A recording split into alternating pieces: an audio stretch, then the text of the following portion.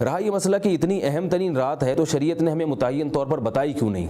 یہ بھی بعض لوگوں کو اشکال ہوتا ہے کہ بھئی جب اتنی اہم رات تھی تو ہمیں بتائی کیوں نہیں؟ تو علماء نے اس میں حکمت یہ بیان کی ہے کہ اگر وہ رات متعین طور پر بتا دی جاتی اور پھر بھی اس میں کوئی عبادت نہ کرتا یا گناہوں میں مشغول رہتا تو عین ممکن تھا اس پر اللہ کا عذاب نازل ہو جاتا، کیونکہ جب ایک چیز کلیئر کر دی گئی ہے اور بتا دیا گیا ہے کہ اس کو معمولی نہ سمجھو، بہت زیادہ افضل ہے، تو پھر بھی ایک نہ ایک عذر ہے بندے کے پاس، وہ رات کو سوتا رہ گیا، عبادت نہیں کی، کل قیامت میں اللہ پوچھیں گے کہ میرے نبی نے تمہیں بتایا، میں نے خود قرآن میں بتایا، اتنی فضیلت کی رات ہے، تم پوری رات سوتے رہے،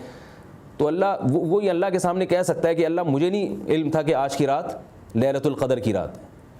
تو ایک گناہ اللہ نے اپنے بندوں کے ساتھ رحمت کا معاملہ رکھا ہے کہ اس کو تھوڑا سا یعنی چھپا دو، اس رات کو پردہ ڈال دو تاکہ کوئی بہت زیادہ محروم نہ ہو، اور کوئی اگر گناہ کرے تو ٹھیک ہے اس کا گناہ بڑھے گا 1000 راتوں کے برابر، لیکن اگر وہ رات متعین ہوتی تو اور زیادہ بڑھ جاتا، کیونکہ آپ جان بوجھ کر اس میں ایک کام کر رہے ہیں، آپ کو پتہ ہے کہ یہ مسجد ہے، آپ کو پتہ ہے کہ یہ اللہ کا گھر ہے، اور آپ اس میں جان بوجھ کر گناہ کر رہے ہو تو اس کا عذاب بہت زیادہ بڑھ جاتا ہے۔ تو ایسے ہی جب آپ کو پتہ چلے گا کہ لیلۃ القدر ہے اور پتہ ہونے کے باوجود آپ کرو گے اس میں گناہ تو عذاب اور زیادہ بڑھ جائے گا۔ ایک آدمی کو پتہ نہیں ہے مسجد ہے، وہ اس میں کوئی ایسا گناہ کا کام کرتا ہے، بعد میں پتہ چلتا ہے، لوگ اس کو ملامت کرتے ہیں، تو یہ کہے گا نا کہ مجھے تھوڑی علم تھا کہ یہ مسجد ہے، اگر مجھے علم ہوتا کہ یہ مسجد میں کھڑا ہوں تو میں ہرگز ایسی بات نہ کرتا۔ تو اللہ تعالیٰ نے ایک اپنے بندوں کے ساتھ رحمت کا معاملہ رکھا ہے۔ دوسری حکمت علماء نے یہ بیان کی ہے کہ اگر اس رات کا پتہ چل جاتا اور کسی سے نادانستہ طور پر یہ رات چھوٹ جاتی، کسی اللہ والے سے، ولی اللہ سے جو عبادت میں بہت حریص ہیں، تو نتیجہ کیا نکلتا؟ وہ مایوس ہو جاتے کہ میں نے 1000 سال کی عبادت مس کر دی ہے، اب میں پورے سال بھی کرتا رہوں گا تو وہ ثواب حاصل نہیں ہوگا۔ تو اللہ نے اپنے بندوں کو مایوسی سے بچانے کے لیے، جو خاص مقرب لوگ ہوتے ہیں ان کو مایوسی سے بچانے کے لیے اللہ نے اس رات میں پردہ ڈال دیا کہ بھئی اگر آپ کی آج کی رات آپ سوتے میں گزر گئے تو اگلی رات کر لو، یہ سوچ کے کہ شاید آج کی رات ہو، اور پھر ممکن ہے اللہ تعالیٰ اس کی اگلی رات کو لیلۃ القدر بنا دیں کہ بھئی اس نے جان کر یہ عبادت میں غفلت نہیں کی، اس کو آنکھ نہیں کھل سکی اس کی، یا کوئی بیماری تھی جس کی وجہ سے نہیں یہ عبادت کر سکا، تو اللہ کی رحمت سے امید کی جا سکتی ہے کہ وہ اگلی رات عبادت کرے گا تو اللہ اس کے حق میں اگلی کو قرار دے دیں گے لیلۃ القدر، یعنی ثواب کے اعتبار سے۔ اور اگر پتہ چل جاتا کہ یہی رات ہے تو جب مس ہو گئی تو وہ اگلی رات میں وہ اس کو خشوع و خضوع عبادت میں نصیب نہیں ہوگا۔ تیسری حکمت علماء نے یہ بیان کی ہے کہ اللہ اپنے بندوں سے عبادت کروانا چاہتے ہیں اور اپنے بندوں کو اپنے قریب کرنا چاہتے ہیں۔ اب مجھے بتائیے کہ اگر ہمیں پہلے سے پتہ چل جائے کہ رمضان کی 21ویں رات جو تھی نا وہ لیلۃ القدر تھی، تو لوگ کیا کریں گے؟ 21ویں کو جاگ کے باقی 9 راتوں میں سوتے رہیں گے آرام سے۔ اب یہ ڈاؤٹ ہوتا ہے، ہو سکتا ہے کل ہو سکتا ہے پرسوں، ہو سکتا ہے اس کے بعد ہو، تو نیک لوگ اور پرہیزگار لوگ جو عبادت میں حریص ہیں وہ اس بہانے پورا عشرہ عبادت کر لیتے ہیں۔ لوگ اعتکاف میں آ کے مسجد میں بیٹھ جاتے ہیں کہ بھئی کوئی نہ کوئی رات تو ہوگی جو ہمیں مل جائے گی، تو اگر یہ رات متعین کر دی جاتی تو اعتکاف والے بھی بھاگ جاتے 2-3 دن کے بعد، اور جناب عبادت کرنے والے بھی وہ بھی بھاگ جاتے۔ تو اللہ تعالیٰ کی حکمت نے تقاضا کیا کہ اس رات پہ پردہ ڈال دیا جائے، اور یہ شریعت کا مزاج ہے، جہاں بھی ایسی کوئی مخصوص اوقات ہوتے ہیں تو شریعت اس میں پردہ ڈال دیتی ہے۔ جیسے حدیث میں آتا ہے کہ جمعے کے دن ایک گھڑی ایسی ہے جس میں دعا رد نہیں ہوتی، بہت اہم گھڑی ہے جس میں دعا اللہ تعالیٰ کبھی بھی رد نہیں کرتے۔ اب وہ گھڑی کون سی ہے؟ اس میں روایات مختلف ہیں۔ بعض علماء نے کہا کہ خطبے کے درمیان کا جو وقت ہے، بعض نے کہا کہ خطبے سے پہلے کا وقت ہے، بعض نے کہا کہ جمعے کے دن عصر کے بعد کا جو وقت ہے، عصر سے مغرب کے درمیان، اس وقت دعائیں قبول ہوتی ہیں۔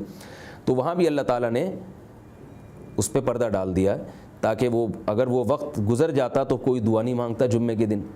اور وہ وقت ہوتا اور اس میں دعا نہ مانگی جاتی تو یہ بڑی محرومی کی بات ہو جاتی کہ اللہ بتا رہے ہیں کہ یہ وقت میں دعا رد نہیں کروں گا اور تم اس وقت میں دعا نہیں مانگ رہے۔ اور پھر نیک لوگوں کو کیا فائدہ ہوگا کہ وہ اس بہانے جمعے کے دن دعا کا اہتمام زیادہ کریں گے۔ بھئی ہو سکتا ہے یہ والا وقت ہو سکتا ہے یہ والا وقت ہو، تو اس وقت میں بھی مانگیں گے، دوسرے وقت میں بھی مانگیں گے۔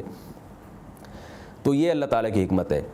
فرمایا کہ لیلۃ القدر خیر من الف شہر تنزل الملائکۃ والروح فیہا باذن ربہم من کل امر۔ اس رات میں فرشتے بھی نازل ہوتے ہیں اور جبریل امین بھی نازل ہوتے ہیں۔ جبریل امین کو روح کہا گیا ہے، اس کی میں تفصیل پہلے بھی بیان کر چکا ہوں۔ روح اس لیے کہا گیا ہے، روح کہتے ہیں حیات اور زندگی کو۔ ہمارے جسم میں جب روح ہوتی ہے تو ہم زندہ ہوتے ہیں، جب روح نہیں ہوتی تو ہم زندہ نہیں ہوتے۔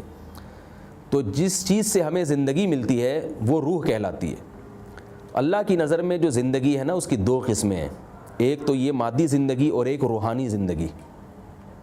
اگر انسان کے جسم میں روح ہو، وہ چلتا پھرتا ہے، دیکھتا ہے، مگر اس کو اگر روحانی زندگی نہ ملے، یعنی جو وحی کی روشنی اگر اس کو نہ ملے، پیغمبروں کی اتباع وہ نہیں کرتا، تو اس کی زندگی جانوروں جیسی ہوتی ہے، تو روحانی اعتبار سے وہ مردہ ہوتا ہے۔